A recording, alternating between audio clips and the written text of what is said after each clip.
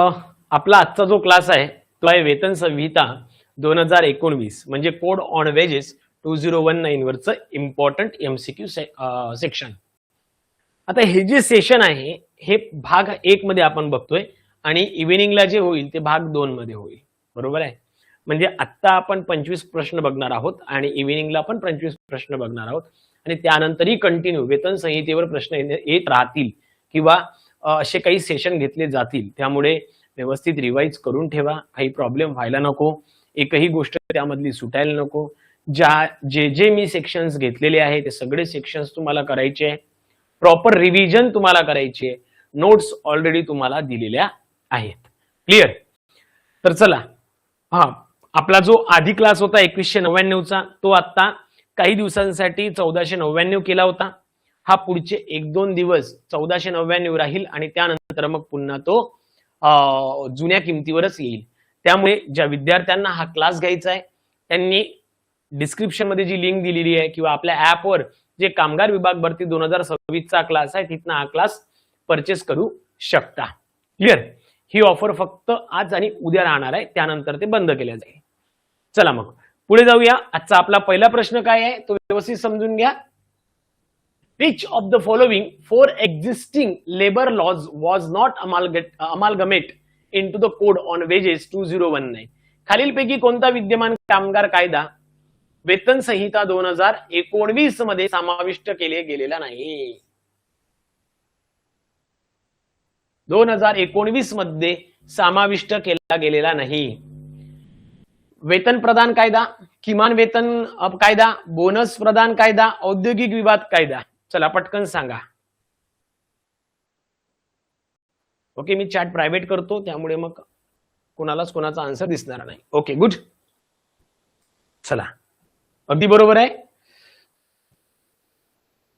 Code on wedges मध्ये 4 कायदे आहेत तुम्हाला माहित आहे. Payment of wedges act 1936, minimum wedges act 1948, payment of bonus act 1965 आणि इक्वल रिन्युमरेशन ऍक्ट 1976. बरोबर आहे की नाही? मग आहे कोण नाही तर इंडस्ट्रियल जो डिस्प्यूट ऍक्ट आहे 1947 हा त्यामध्ये नाही आहे, म्हणून करेक्ट ऑप्शन आहे डी. बरोबर आहे, करेक्ट ऑप्शन आहे D. Next, second, under the code on wages 2019 who is authorised to fix the national floor wages? वेतन संहिता 2019 अंतर्गत राष्ट्रीय किमान वेतन निश्चित करण्याचा अधिकार कोणाला आहे? ओके, हा अधिकार कोणाला दिलेला गेलेला आहे? राज्य सरकार, केंद्र सरकार, कामगार मंडळ, सल्लागार मंडळ, कोणाला आहे? पुन्हा एकदा, आपला जो क्लास आहे तो फक्त आता 1499 ला अवेलेबल आहे, म्हणून ज्यांना कोणाला परचेस करायचं आहे आज आणि उद्यामध्ये करून घ्या, नंतर हा क्लास अवेलेबल राहणार नाही. चलो,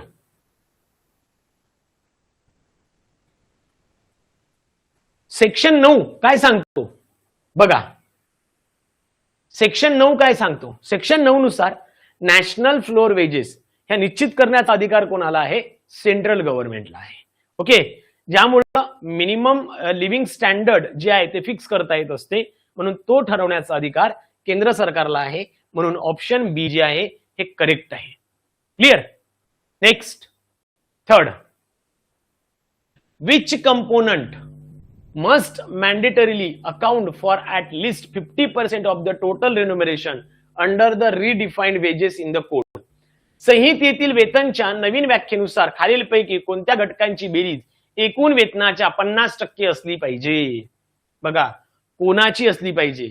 मूलभूत वेतन, घरभाडे भत्ता, बोनस, मूलभूत वेतन, महागाई भत्ता, रिटेनिंग भत्ता, मूलभूत वेतन, अतिरिक्त काम भत्ता, प्रवास भत्ता, की मूलभूत वेतन, पीएफ योगदान प्लस ग्रॅज्युटी? चला, थर्ड ला काय बरोबर आहे पटकन सांगा.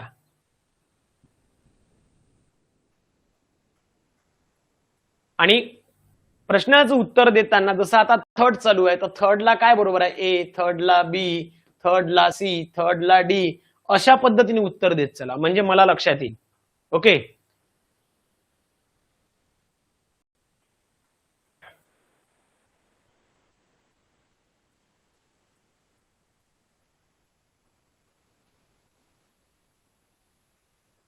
ओके, लक्षात घ्या. कोड ऑन वेजेस मध्ये जी एक नवीन व्याख्या दिलेली आहे त्यामध्ये काय बेसिक पे, डीए आणि रिटेनिंग अलाउन्सेस याचा समावेश केलेला आहे.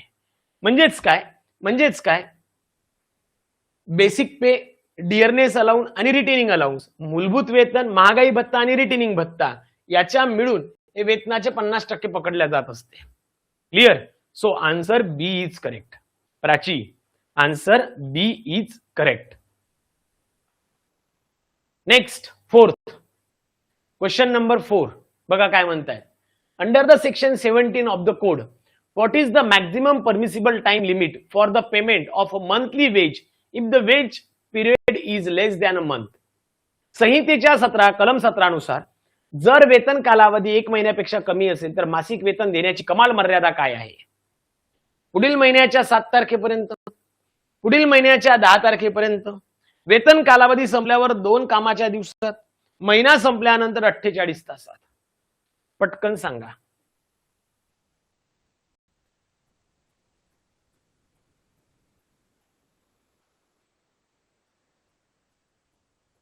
ओके. आणि हे सिंपल क्वेश्चन्स आहे, आपले झालेले आहे खूप व्यवस्थित पद्धतीनं विथ एक्झाम्पल मी आपल्या क्लासमध्ये घेतलेले आहे. त्यामुळं याच्यावर खूप जास्त स्ट्रेस द्यायची गरजच नाही. तरी पण प्रज्योत चुकला, जे चुकतायत त्यांचे स्वतः नाव घेऊ शकतो.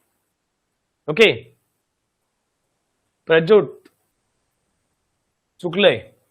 आधी सांगितलं होतं मी की बाबा ते जर का आठवडा आणि 15 दिवसावर असेल तर लगेच द्या, म्हणजे आठवड्याला असेल तर शेवटच्या दिवशी द्या, महिन्याला 15 दिवसाला असेल तर 2 दिवसानंतर द्या आणि महिन्याला असेल तर 7 दिवसाच्या आत द्या. बरोबर आहे? म्हणजे पुढील महिन्याच्या 7 तारखेपर्यंत, पुढील महिन्याच्या 7 दिवसाच्या आतमध्ये त्यांनी ते पेमेंट देणं गरजेचं आहे.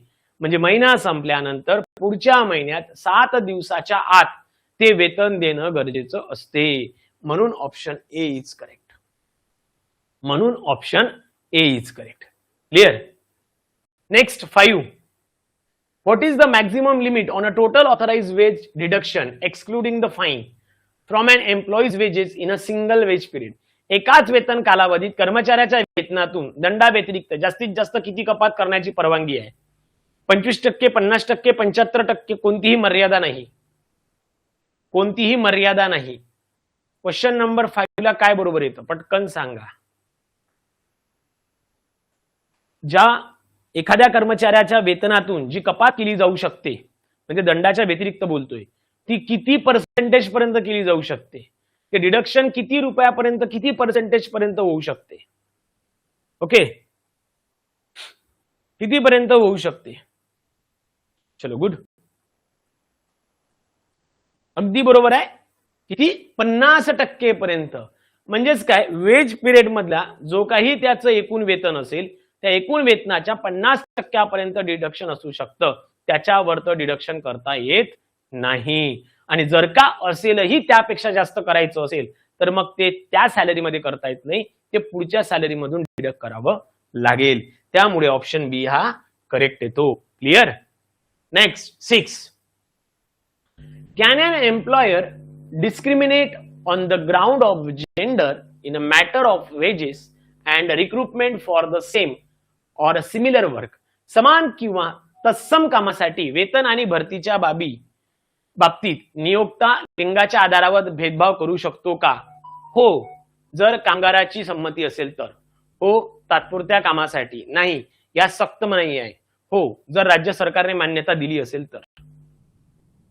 मला वाटते फार जास्त काही लक्षात ठेवायची गरज नाही. ज्याने आपले व्हिडिओ एकदा जरी बघितले, एकदा, आणि फार काय रिव्हिजन एकदा करावी लागेल, फार काय रिव्हिजन एकदा करावी लागेल. एवढं जर केलं तर गरजही नाही पुन्हा व्हिडिओ किंवा आपल्या नोट्स बघायची. एवढी श्युअरिटी आपण देतोय, एवढी श्युअरिटी आपण देतोय. बरोबर आहे? एवढी अश्युरिटी आपण देतोय की बाबा एकदा व्हिडिओ बघा, नोट्स एकदा वाचा आणि फक्त रिव्हिजन नंतर पुन्हा रिव्हिजन पण करू नका. क्लिअर? चला गुड. करेक्ट आन्सर काय आहे? करेक्ट आन्सर आहे, सगळ्यांचं ऑलमोस्ट बरोबर आहे, सगळ्यांचंच बरोबर आहे की बिलकुल नाही. असं करण्यास सक्त मनाई आहे. राज्य सरकारची परवानगी असो नसो, त्या जेंडरवाल्याची परवानगी असो नसो, म्हणजे वर्करची किंवा अजून कुणाची, तरीही सक्त मनाई आहे. यामध्ये तुम्हाला कोणताही भेदभाव करता येत नाही. म्हणजे वेतन देताना किंवा काम देताना कोणत्याही पद्धतीचा भेदभाव करता येणार नाही.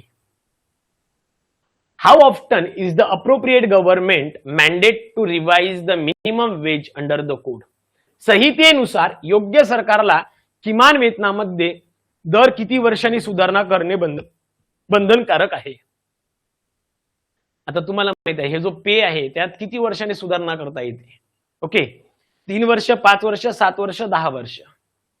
3 वर्ष, 5 वर्ष, 7 वर्ष आणि 10 वर्ष. यातले बरेचसे क्वेश्चन जे आहे मित्रांनो आधी सुद्धा विचारलेल्या एक्झाम मधले आहे. म्हणजे असं नाही की फक्त आजच्याच एक्झामचे आहे. काही प्रश्न जे असे आहे की आधी सुद्धा विचारलेले आहेत तेच आपण इथे कॉपी पेस्ट केलेले आहे. ओके, तर संहितेमध्ये जे योग्य दर दिलेले असतील किंवा जे वेतनामधले जे दर दिलेले असतील ते किती वर्षांनी सुधारणा केली जाऊ शकते. क्लिअर. शुभम रघुवंशी, चुकलंय तुमचं उत्तर. किती वर्षांनी? मॅक्झिमम 5 वर्षांनी, त्यापेक्षा जास्त नको. म्हणजे within a 5 year at least once, म्हणजे 5 वर्षात किमान एकदा करता येतं. त्यापेक्षा जास्त कार्यकाळ तुम्हाला घेता येत नाही. म्हणजे 5 वर्षापर्यंत तुम्ही ठेवू शकता. त्याच्यापेक्षा जास्त वेळ तेच वेतन किंवा तेच किमान वेतन तुम्हाला ठेवता येणार नाही. त्यामध्ये चेंजेस करावा लागतील. का बरं करावे लागतील? तर तुम्हाला माहित आहे की दिवसेंदिवस जी महागाई वाढत आहे त्यानुसार त्या वेतनामध्ये सुद्धा बदल करावा लागतो. ओके, तर ह्या कंडिशनमुळे दर 5 वर्षाने तशा पद्धतीचे बदल केले जातात. Clear. Next 8. If 10 or more employees absent themselves acting in a concert without due notice, up to how many days wages can be employer deduct as a penal measure? जर 10 किंवा त्याहून अधिक कर्मचारी पूर्वसूचना न देता एकत्र येऊन गैरहजर राहिल्यास नियोक्ता दंडात्मक उपाय म्हणून किती दिवसाचे वेतन कापू शकतो? पटकन सांगा. किती दिवसाचे वेतन कापू शकतो? 8 नंबर. 2 दिवसाचे, 5 दिवसाचे, 8 दिवसाचे, 10 दिवसाचे. प्रज्योत पुन्हा चुकलाय. काय करायचंय? जेव्हा आपण एमसीक्यू क्लास घेतो तेव्हा 1 to जेथपर्यंत आहे ते लिहून ठेवायचं. कोणता चुकला, कोणता करेक्ट आहे हे तुमच्या लक्षात येतं. आणि मग तुम्ही स्वतःहून अनालाइज करू शकता की आपण किती चुकलोय किती नाही. म्हणजे आपल्याला अजून रिव्हिजनची गरज आहे का, पुन्हा वाचावं लागेल का, हे तिथंच तुम्हाला लक्षात येतं. क्लिअर. चलो, अगदी बरोबर आहे. फक्त एकच होतं चुकीचं उत्तर, बाकी बरोबर आहे. ओके. ईश्वरी पुन्हा अजून एक चुकलं. किती? 8 दिवसाचे वेतन. 8 दिवसाचे वेतन. जर 10 किंवा त्यापेक्षा अधिक कर्मचारी नोटीस न देता, काही इंटिमेशन न देता एकत्रितपणे जर का अब्सेंट राहत असेल तर एम्प्लॉयर जास्तीत जास्त 8 दिवसाच्या वेतनाच्या इतकं डिडक्शन करू शकतो. लक्षात आलं? त्यामुळे 8 ला काय बरोबर आहे? सी बरोबर आहे. क्लिअर. चला नेक्स्ट. तुम्ही जर का बघितलं तर सगळ्यांमध्ये बघा फक्त आपण काय केलंय, एक न्यूमेरिकल टाईप म्हणजे कॅल्क्युलेशन, एका आकड्यावरच सगळे एमसीक्यू घेत आहोत आहे. तुम्ही प्रत्येक एक बघा, ऑलमोस्ट सगळे आकडे त्यामध्ये दिलेले आहे सगळ्यात मध्ये. त्यामुळे हे खूप महत्वाचं आहे. What is the maximum limit of bonus payable to an employer in a given accounting year under the code? संहितेनुसार दिलेल्या लेखा वर्षात कर्मचाऱ्याला देय असलेल्या बोनसची कमाल मर्यादा, कमाल म्हणतायत, कमाल मर्यादा काय आहे? 8.33, 10%, 15%, 20%. आता तुम्ही इथे कन्फ्युज व्हाल 100%. इथं तुम्ही कन्फ्युज होऊ शकता. प्राची चुकलंय, मी वाटलंच मला की कन्फ्युज होण्याचे चान्सेस आहे. चला, बाकीच्यांचे बरोबर येत आहे. पुन्हा एकदा सांगतोय, आज आणि उद्या आपला क्लास हा 1499 मध्ये आहे. ज्यांना रिव्हिजन करायची आहे, ज्यांना व्यवस्थित पद्धतीने अजून एकदा रिवाइज करायचं आहे, उद्यापासून हाच क्लास तुम्हाला मग 4999 मिळेल.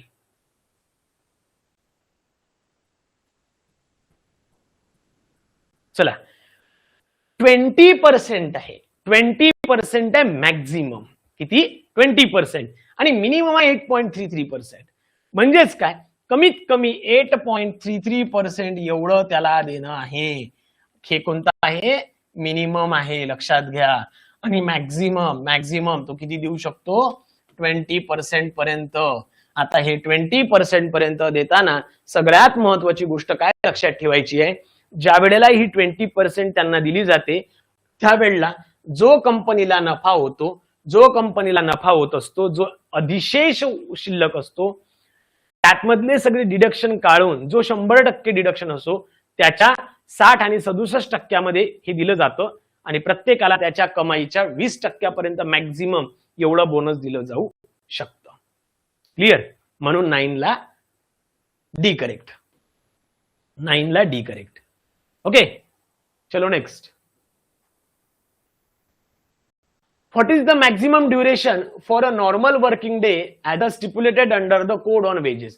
वेतन संहितेनुसार सामान्य कामाच्या दिवसाचा कमाल कालावधी निश्चित करण्यात आला आहे. 8 hours including the interval of rest. विश्रांतीच्या वेळेसह 8 तास, विश्रांतीच्या वेळेसह 9 तास, विश्रांतीच्या वेळेसह 12 तास, विश्रांतीच्या वेळेसह 10 तास.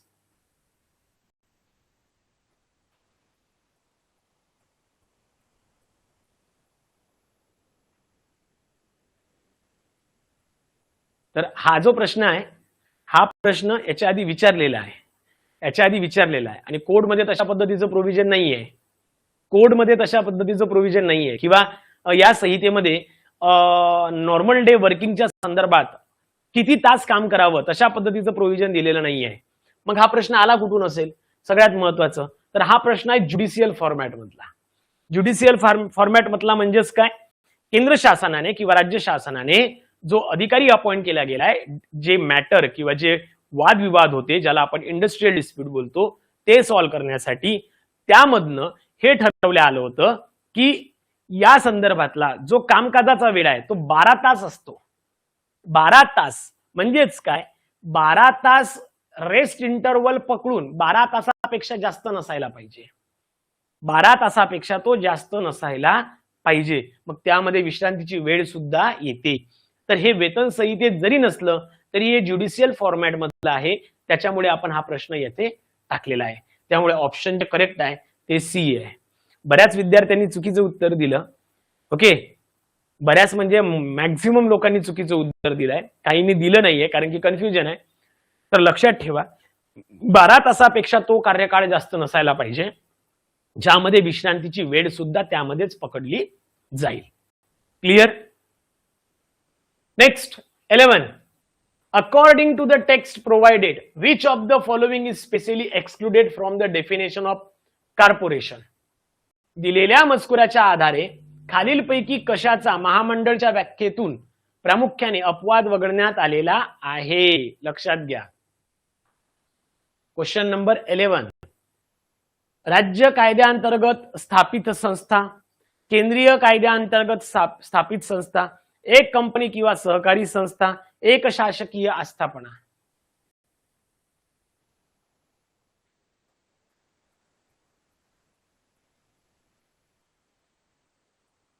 चला, 11 नंबर काय बरोबर येणार? 11 ला काय बरोबर येतो?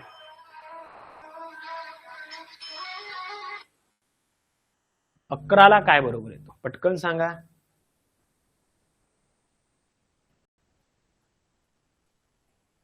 शुभम चुकलंय, अमय चुकलंय, अक्की चुकलंय, स्वप्नील इंगोले चुकलंय.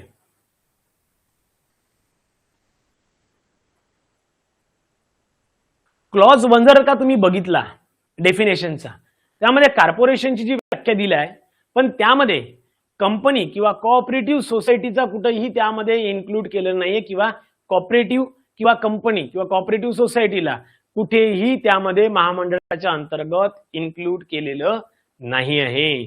त्यामुळे सी ए करेक्ट येतं, ज्यामध्ये कंपनी कोऑपरेटिव्ह सोसायटी त्यामध्ये इन्क्लूड होत नाही किंवा महामंडळामध्ये इन्क्लूड होत नाही. लक्षात आलं? म्हणून 11 ला सी बरोबर. नेक्स्ट 12 काय सांगतो? 12 under the definition of appropriate government who is designated authority for an establishment of contractors working for the railway or a major port. योग्य सरकारच्या व्याख्येनुसार रेल्वे किंवा प्रमुख बंदरासाठी काम करणाऱ्या कंत्राटदाराच्या आस्थापनेसाठी कोणते प्राधिकरण नियुक्त केले आहे? राज्य सरकार, केंद्र सरकार, राज्य आणि केंद्र सरकार दोन्ही संयुक्तपणे, स्थानिक महानगरपालिका प्राधिकरण. पटकन सांगा. याचं उत्तर तर खूप सिंपल आहे, कोणाचं चुकायला नाही पाहिजे. सगळ्यात पहिल्या लेक्चर मध्ये एक्सप्लेन केलं होतं. ज्याने पहिलं लेक्चर आठवत असेल, ज्यांनी रिव्हिजन केलेली असेल त्यांच्यासाठी सांगतोय.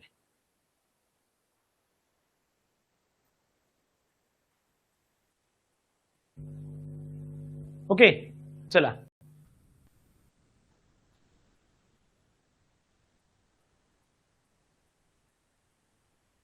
अश्विनी महाजन चुकलंय.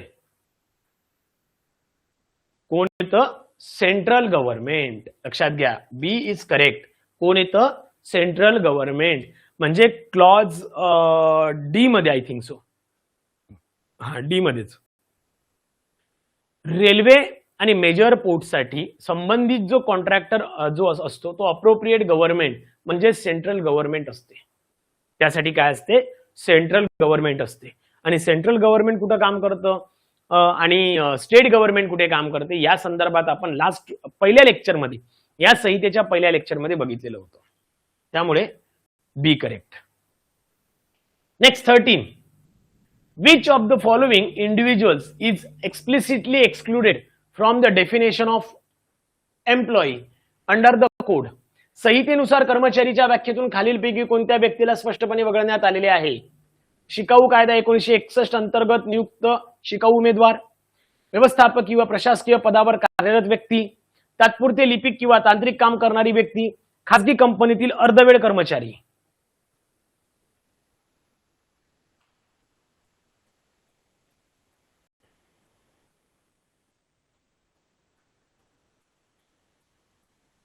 चला पटकन सांगा. 13 ला स्वप्नील चुकलं, प्रिया चुकलं.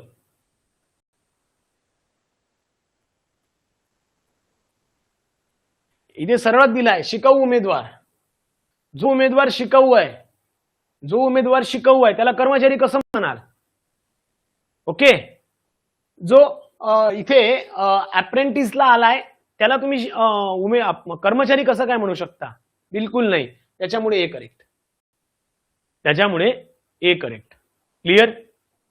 Next 14. A worker is regularly employed by a contractor with periodical pay increments, social security coverage and welfare benefits.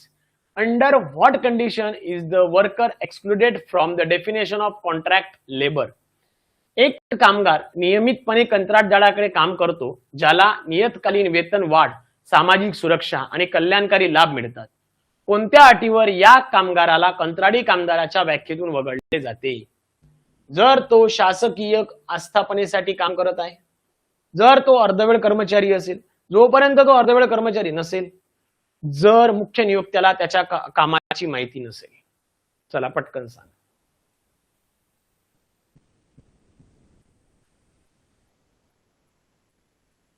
तो कर्मचारी म्हणून कधी नसतो.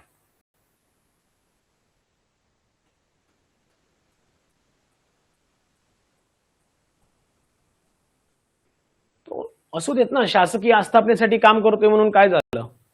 आता कितीतरी लोक शासकीय आस्थापनेत काम करतात, कितीतरी कर्मचारी कॉन्ट्रॅक्च्युअल बेसिसवर शासकीय आस्थापनात काम करतात. म्हणजे मग ते नाही आहे का? आहे, ते पण आहे. चला स्वप्नील इंगोले बरोबर आहे, बाकी सगळे चुकत आहे.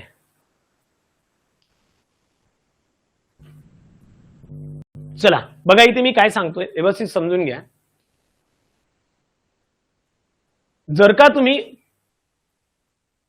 आपल्या डेफिनेशन बघितल्या, त्यामध्ये कॉन्ट्रॅक्टरकडे काही वर्कर जे आहेत ते एक्सक्लूड केले जातात, ओके, किंवा एक्सक्लुजन मध्ये येतात. पण पार्ट टाइम एम्प्लॉयसाठी एक्सक्लुजन होऊ शकत नाही. लक्षात आलं? व्याख्येतून वगळले जाते. तर त्यासाठी तुम्ही पार्ट टाइम जो असतो त्याला तुम्ही घेऊ शकत नाही. म्हणून इथे सी करेक्ट. म्हणून काय येतो? सी करेक्ट येतो. क्लिअर. 15 काय म्हणतो, under the definition of employer, if establishment is a factory and a person has been named as a manager under the factory act 1948 who is treated as the employer. नियोक्ताच्या व्याख्येनुसार जर आस्थापना एखाद्या कारखाना असेल आणि कारखाना कायदा 1948 अंतर्गत एका व्यक्तीला व्यवस्थापक म्हणून नियुक्त केले असेल तर नियोक्ता कोणाला मानले जाईल? फक्त कारखान्याच्या भोगवटदार मालकाला, कारखान्याचा नियुक्त व्यवस्थापक, कामगारांचा पुरवठा करणारा कंत्राटदार, केवळ मृत मालकाच्या कायदेशीर प्रतिनिधी. 15 काय बरोबर येतं?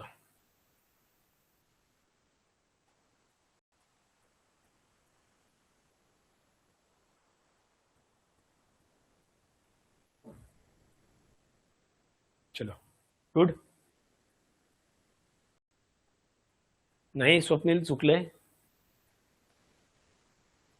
ज्यांचं बरोबर आहे त्यांचं नाव घेत नाही, चुकलं आहे ते चुकलं आहे. ओके. जो कारखान्याचा नियुक्त व्यवस्थापक असतो त्याला सुद्धा काय मानलं जातं? नियोक्ता मानलं जातं. लक्षात घ्या. फॅक्टरी ऍक्ट 1948 च्या अंतर्गत व्यक्तीला मॅनेजर म्हणून नामनिर्देशित जरी केला असेल ती व्यक्ती एम्प्लॉयर म्हणून मानली जाते. क्लिअर. त्यामुळे बी करेक्ट. चला 16 काय सांगतो, to ensure the compliances with the gender non discrimination under the section 321 an employer is explicitly prohibited from doing which of the following. कलम 321 अंतर्गत लिंगभेदाविरहित तरतुदींचे पालन करण्यासाठी नियोक्त्याला खालीलपैकी कोणती गोष्ट करण्यास स्पष्टपणे मनाई करण्यात आलेली आहे? महिला कर्मचाऱ्यांचे वेतन वाढवणे, कोणत्याही कर्मचाऱ्याचा वेतनाचा दर कमी करणे, कर्मचाऱ्याची दुसऱ्या युनिटमध्ये बदली करणे, आस्थापनेच्या कामाच्या वेळा बदलणे. सिंपल आहे, सिंपल आहे, कोणीही सांगू शकतं. 16 काय बरोबर येतं? काय बरोबर येतं? अगदी बरोबर आहे. चलो गुड. काय? तो कोणत्याही कर्मचाऱ्याचा जो दर आहे, वेतन दर आहे, तो कमी करू शकत नाही. तो काही केल्या वेतन कमी करू शकत नाही. लक्षात आलं? 17 काय सांगतो? व्यवस्थित समजून घ्या. 17 काय सांगतो? Under the section 321 an employer can only discriminate on the ground of sex during the recruitment under the what specific condition.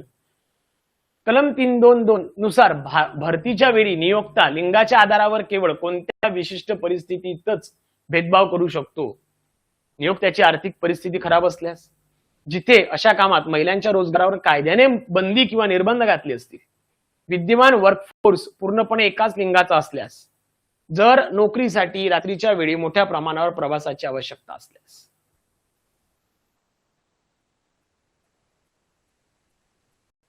सतराला काय बरोबर येतं?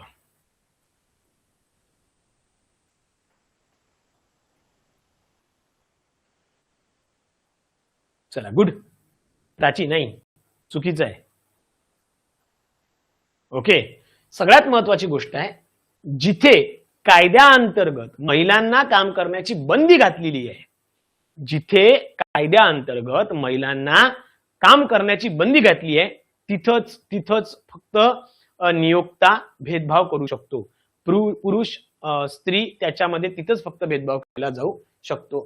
त्याच्यामुळे option B is correct. Clear. त्यामुळे ऑप्शन बी करेक्ट. क्लिअर.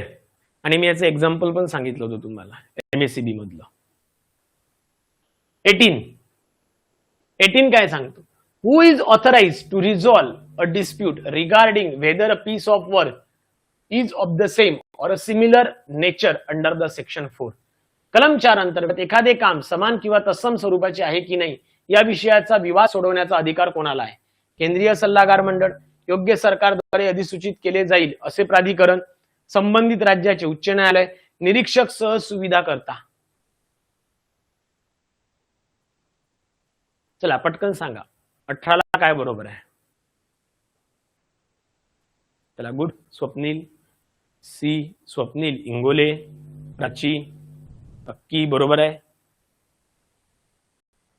चला घ्या, पटपट घ्या बरं, उत्तर द्या.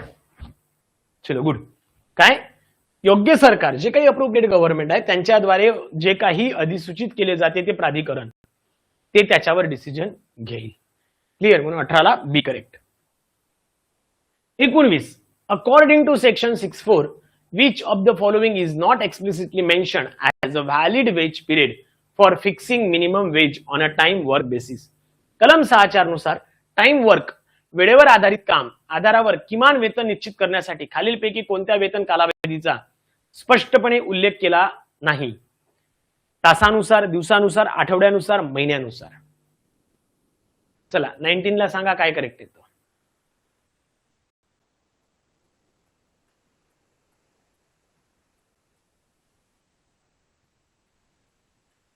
नाही, 2 मिनिट.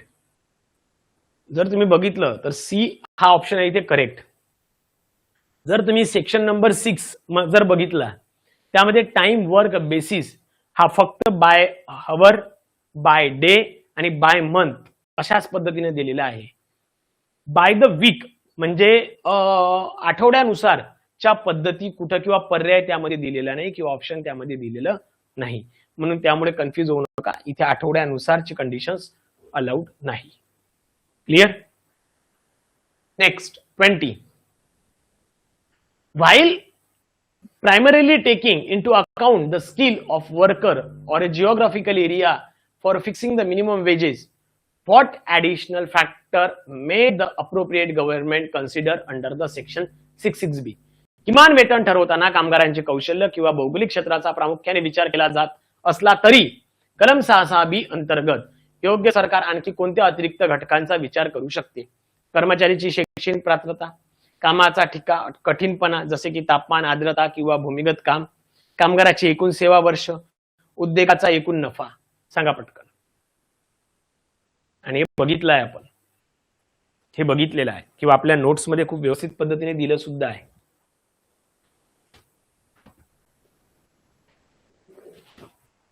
ओके चलो.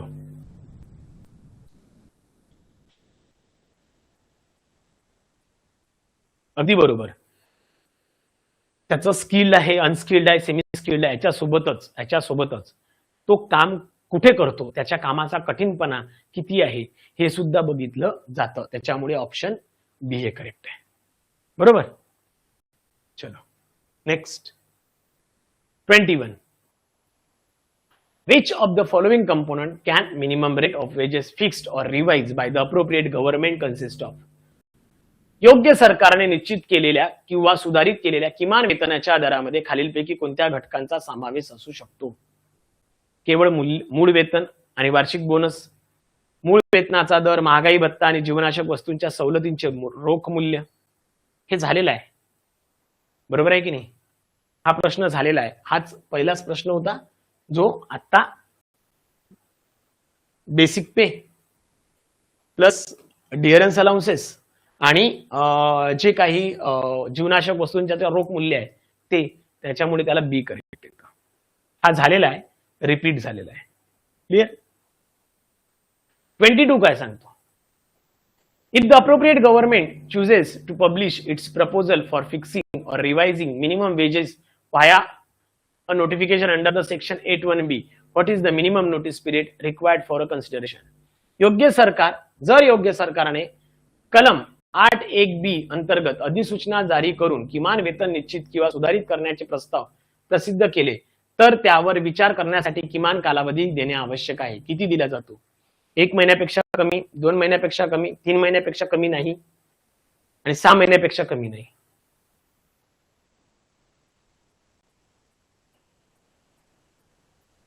चलो गुड. बरोबर आहे. अक्की चुकलंय.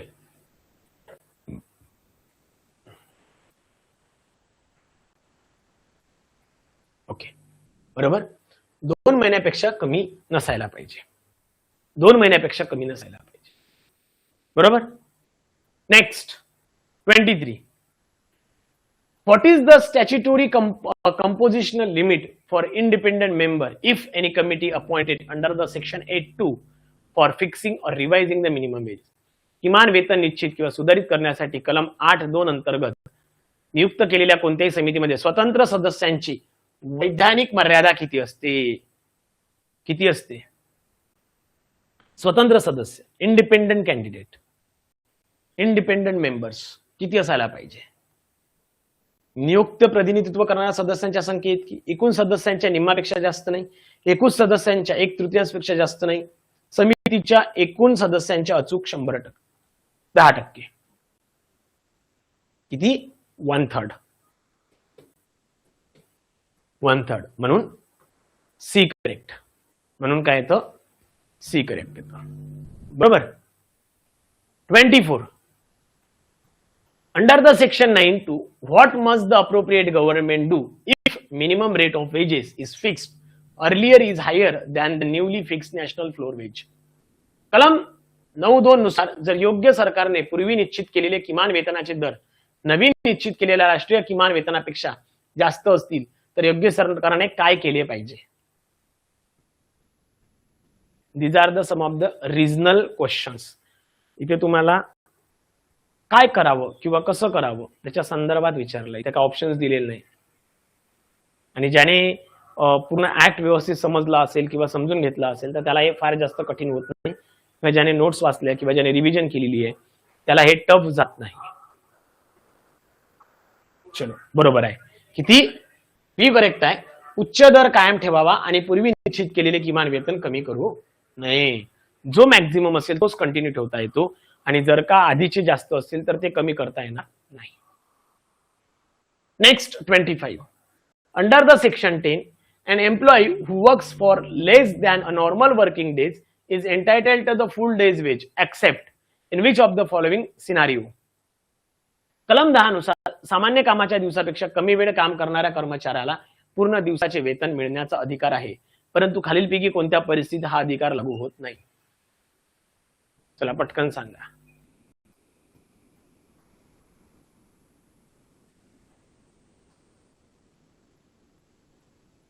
चला, सिंपल आहे.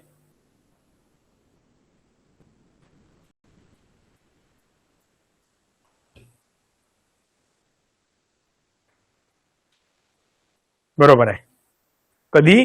ज्या वेळेला स्वतः कर्मचाऱ्याला असं वाटत असेल, ज्या वेळेला स्वतः कर्मचाऱ्याला असं वाटत असेल की त्याची इच्छा नसेल तर त्याच केसमध्ये या कंडिशन लागू होतात. क्लिअर? लक्षात आलं का? हा होता 25 आणि इथे आपण थांबतोय.